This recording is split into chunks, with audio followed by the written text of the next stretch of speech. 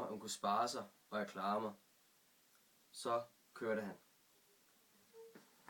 Ja. Ja, altså jeg tænker, han har sådan en cowboybukser og en almen t-shirt og måske lidt sideskilning eller sådan noget. Ja. Ja. Men jeg synes også mere, at han måske har en hat på, eller... En hat? En hat. Kasket? Kasket? Ja. Ja, og så han er sådan forsigtig. Ja. Ja. Ja, nervøs. Helt sikkert nervøs. Altså. Ja, det virker han. Altså, jeg prøver lige at spille det. Okay. Jeg ved ikke, hvad jeg havde forventet. Måske, at han lignede mig bare sådan lidt.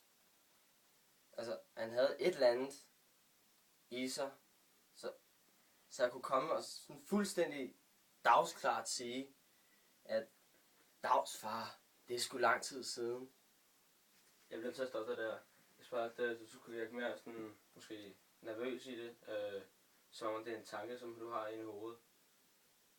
Ja. Eller